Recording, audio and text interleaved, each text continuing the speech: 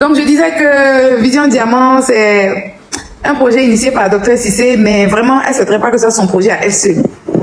Et c'est pour ça qu'elle a souhaité faire ce live-là ce soir, et pour qu'on puisse parler de la cérémonie de lancement officiel des activités de Vision Diamant, qui aura lieu le samedi 26, samedi qui arrive là, samedi 26 de 9h à midi, hein, à la Riviera Siad. Donc ce jour-là, on va se rencontrer. J'ai fait déjà un appel à l'action. J'ai demandé aux gens qui ont envie de partager leur expérience, d'apporter leur soutien moral à certaines personnes, de réagir, et que ce jour-là, hein, on allait pouvoir échanger et puis voir comment on allait aller sur le terrain. Tout ça, ça a commencé comment? Je vous raconte la genèse de Vision Diamant. Hein. Vision Diamant, comme je disais, c'est Dr Cissé. Dr Cissé, c'est qui? Dr Cissé, elle est pharmacienne. Elle est mariée, elle est mère de 4 enfants. J'ai ma pharmacie à Makori. Et vraiment, tout va pour le mieux dans ma vie. Comme on dit, j'ai tout pour être heureuse par la grâce de Dieu. Mais souvent dans la vie, on est confronté à certaines situations et qui, sans que tu le saches, agissent négativement ou positivement sur ta manière de percevoir la vie. Et moi, ce qui m'était arrivé, c'est que j'avais vécu une épreuve, hein, à laquelle je n'étais pas préparée en fait. Et cette épreuve-là m'avait rendue négative. Je ne savais pas ce que c'était que la négativité. C'est après que je l'ai su en fait. Et j'ai commencé, au-delà de tout ce que j'avais pour être heureuse, pour être épanouie, pour être bien, parce que vraiment Dieu m'a mise dans des bonnes conditions. Tout va très bien. Mais au-delà de tout ça, je vivais dans la peur. J'étais tout le temps stressée, tout le temps angoissée, tout le temps préoccupée. Pour un oui, pour un non, je suis stressée. Vraiment, j'étais pas bien. Je souriais tout le temps parce que j'aime bien sourire, mais au fond de moi, j'avais trop d'émotions négatives et ça me pourrissait un peu la vie en fait.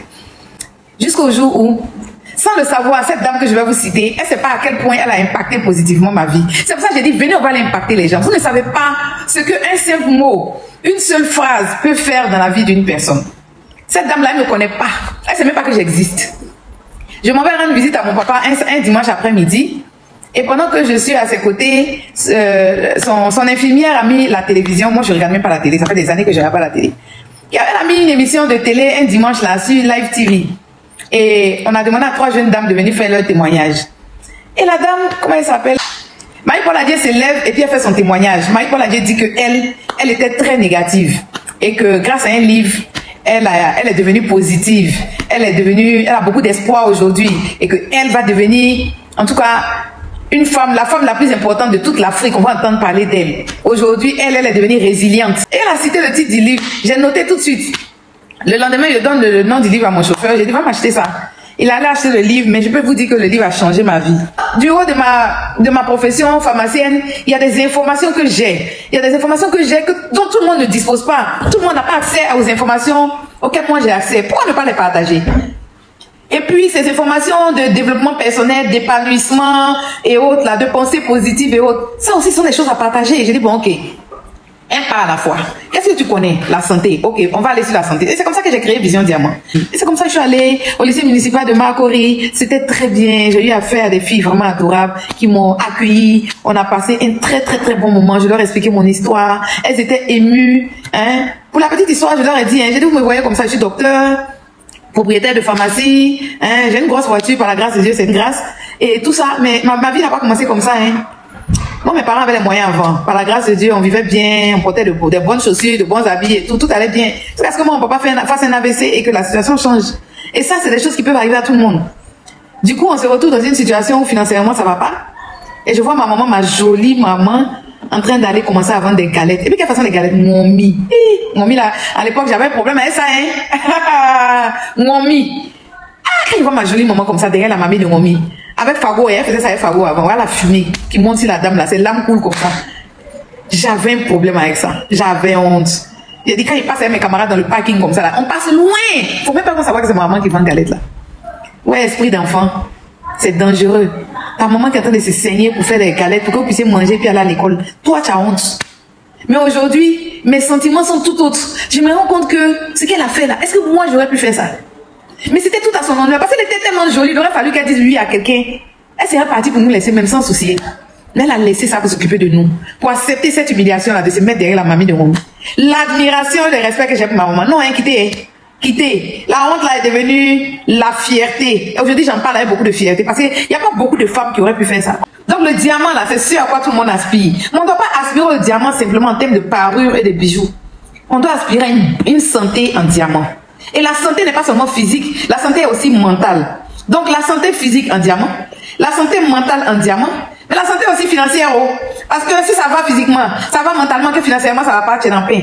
Mentalement, mais ça va pas aller. Si financièrement ça va pas, mentalement ça va pas aller. Donc, il faut qu'on sensibilise les gens sur tous ces aspects de la santé. Donc, on doit viser le diamant dans tous les aspects de nos vies. Si tu es cordonnier, il faut que tu sois le meilleur cordonnier possible. Si tu es chabantigui, tu dois être le meilleur chabantigui possible. Et tu dois veiller à ce que ta santé qui te permet d'aller travailler, ta santé soit au beau fixe. Qu'est-ce que tu dois faire pour être en bonne santé? Et ce sont ces informations-là que je partage dans mes vidéos, sur mes différentes pages. Donc moi, c'est cette expérience-là que je vais partager aux petites filles des lycées au collège. Tu vois, les conditions de vie de ces enfants-là, c'est pas forcément top. Donc ils voient leurs parents aussi dans des situations difficiles. Et quand c'est comme ça, tu vois ton horizon très restreint. Dis-moi, je ne pourrais pas aller au Canada pour aller faire des études, je ne pourrais pas aller aux États-Unis pour aller faire des études. Donc, qu'est-ce que moi je vais devenir? Et tu te décourages, tu revois tes prétentions à la baisse, tu cherches à faire peut-être la couture, ainsi de suite. Alors que tu as la possibilité de faire des études. Moi, je suis docteur. J'ai fait toutes mes études au public. EPP Cocody Château d'Eau, collège Monet de Cocody. J'ai fait mon bac. Je suis allée à l'université publique, au tronc commun, après faculté de pharmacie jusqu'à la fin. Avant nous, notre scolarité, c'est 6500 à la fac de pharmacie. 6500 la scolarité. Donc, quelle que soit ta situation, quel que soit là où tu es, quel que soit ce que tu vis, ta situation d'aujourd'hui ne détermine pas quelle sera ta situation de demain. Il faut y croire seulement. Dieu va ouvrir les chemins. Il va déblayer les pistes et les grandes choses vont arriver. Marie-Paul Adjei, par un seul passage de quelques minutes à la télé, elle a impacté positivement ma vie. Moi aussi, je suis allée impacter combien d'enfants? Au lycée de Makori, il y avait plus de 100 jeunes filles dans la salle. Au lycée à Bois du Gabon, elles étaient une soixantaine, je pense, parce que la salle n'était pas très grande. Au lycée Adventiste, au collège Adventiste, j'ai fait 2 tours. Le premier tour, les enfants du premier cycle, dans une salle, dans une église de 300 places, la salle était pleine. Donc j'ai fait un tour avec les enfants du premier cycle et j'ai fait un autre tour avec les enfants du deuxième cycle, 300 places encore. Donc vous imaginez un peu combien de personnes j'ai impacté, c'est-à-dire même si c'est une seule personne par salle qui a décidé que ce que le docteur a dit là, moi je vais m'approprier ça pour changer ma vie. Tout ça là, c'est l'effet de Marie-Paul Adjei. Hein. Ce qu'elle a commencé là, elle a commencé à moi. Moi aussi, c'est impacté. Les enfants aussi vont impacter. Ça fait effet boule de neige. Rendez-vous le 26. Si vous pensez que vous, c'est pas possible pour vous, que vous connaissez des gens qui ont des histoires inspirantes. À Salfo, par exemple, son histoire peut inspirer beaucoup de gens. Si à Salfo vient intervenir dans une activité de Vision Diamant, c'est bon. Qui connaît à Salfo? Qui peut le faire venir à une de nos activités? Qui connaît quelqu'un en dehors de Salfo qui a une vie vraiment inspirante et motivante, qui peut aussi venir intervenir? Si vous avez un collègue, un frère, un ami, une soeur ou qui que ce soit d'autre, qui pourrait partager des choses qui sont intéressantes, on les attend. Tout le monde est bienvenu. Il n'y a pas l'argent à payer, comme j'ai dit là. Venez seulement, on va aller impacter les gens sur le terrain. C'est tout ce qu'on vous demande.